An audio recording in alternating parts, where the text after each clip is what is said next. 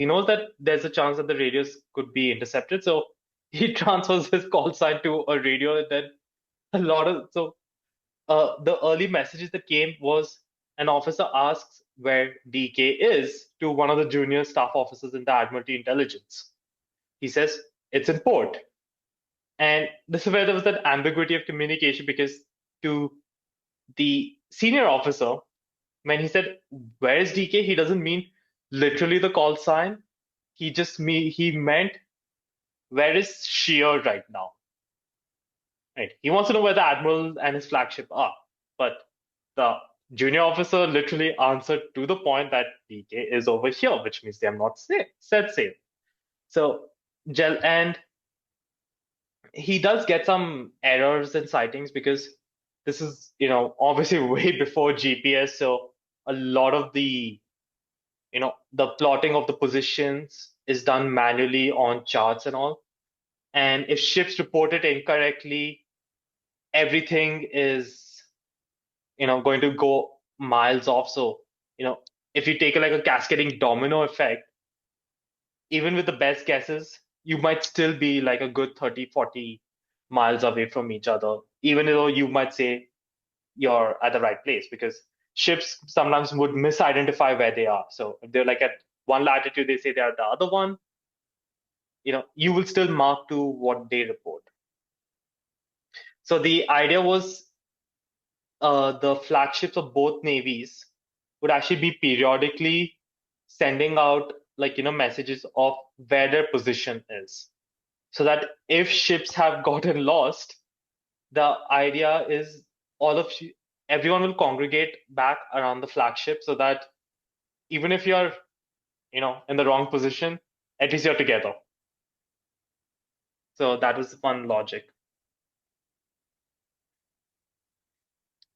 Now, so the lot of the British information that they would be getting from the Admiralty would be garbage, that to the point that Jellicoe is like, by the afternoon and early evening, is pretty frustrated. And he, by the evening, he's just completely disregarding any message that is coming. And he's just pretty much relying on his ships and BT's positions and scouting reports. So, which is a pretty good thing. You might want to trust the guy who's actually under fire and telling positions and updates. Now, what both fleets will make the error is they underestimate how much of the other fleet has come out. Jellicoe believed that BT and him will just be facing Admiral Hipper's battle cruiser squadron. And even though he believes that BT will engage him first, he's like, with the addition of the super dreadnoughts, he's more than a match for that unit. Whereas the Germans believe they are just going to face just the British battle cruiser squadron themselves, but they're not aware of the Queen Elizabeths as well. So at 10 so when BT reaches here in the battle area at around 10 p.m., he turns north as per Jellicoe's orders. It is at that time one of his cruisers, Galatai, sends in a radio message. It sees smoke and heads further south, right, to around here.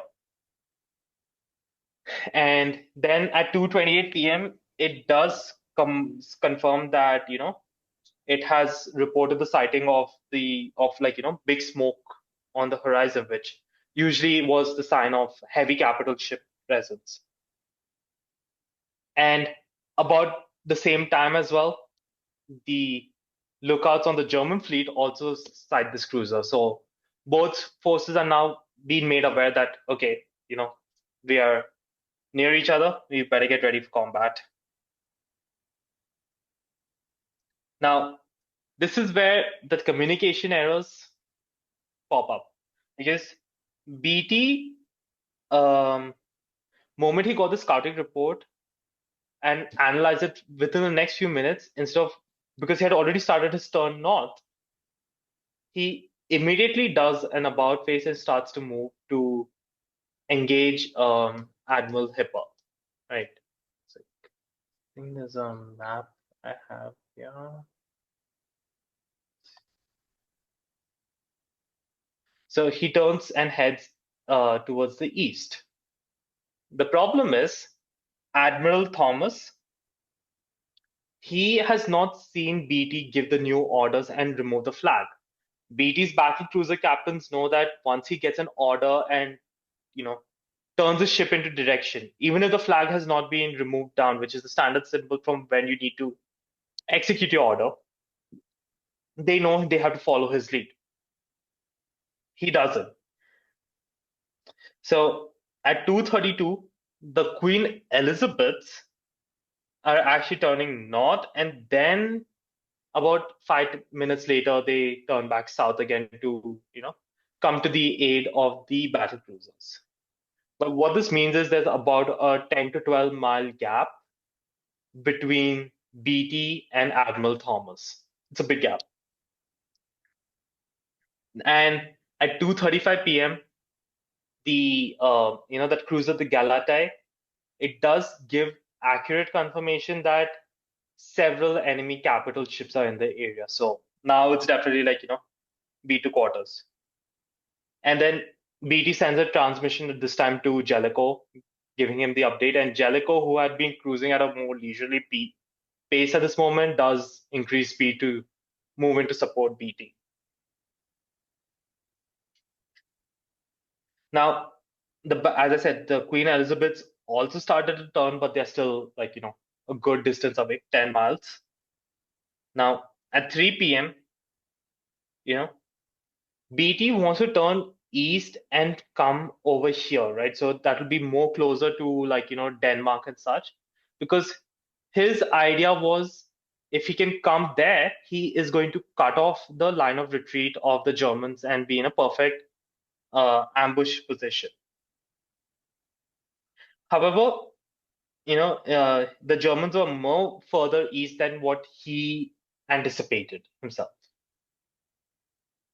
So what ended up being was that at the start of the engagement, as we could see here, when we follow the light blue line and the dark red line, they're kind of parallel, ready to trade broadsides.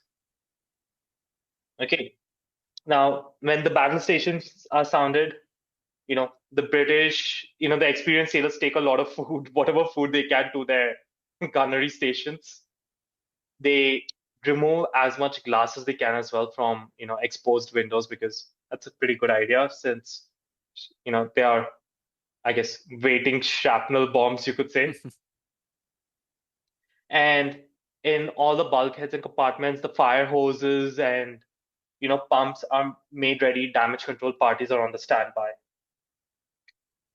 And on the bridge of all the ships, the command crew, they are padded up, because there they have to keep work with the glass, so they have a lot of extra protection. And on this day, there was like a pretty gusty 20-knot wind blowing in the North Sea chill, so you better be prepared for the cold.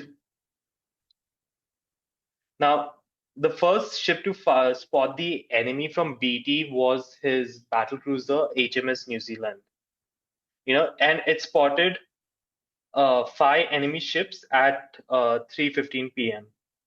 And at this time, the distance between the two was about, it would be somewhere around here. They would be about 27 kilometers apart. So BT made his battle plan where, as he will go, because he has 6 battle cruisers, Hipper has 5. The first 2 ships in BT's column will engage just the first ship of Hipper's line. The third ship in BT's column will engage the second, fourth to third, and so on, so that all ships are under fire. That was his plan. Hipper, on the other hand, would be his first 4 ships will trade fire like one-on-one for each British ship in a parallel broadside, whereas the last battle cruiser is going to split its fire between ships 5 and 6 of the British line. It's not really a desirable condition for a battle, but at least they are going to keep some pressure. Now Hipper does slow down, and so that the ships bunch up together, because that means in a smaller area there are more guns. And he is reassured that even though he can beat BT on his own, but he has the knowledge that Admiral Scheer is about 50 miles to the south of this group right now, moving up with the main strength. Conversely, BT is also pretty confident that he's won at Dogger Bank.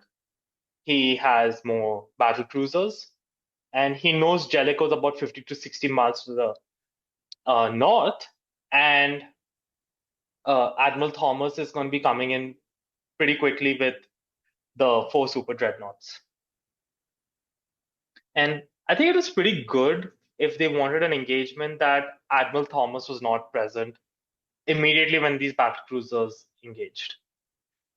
Because I don't think Hipper would have even bothered to come into an engagement if he sees 4 battleships with BT's battle cruiser division, because he's going to be outnumbered 2-1, and 4 of those ships can, easily wreck his entire battle line.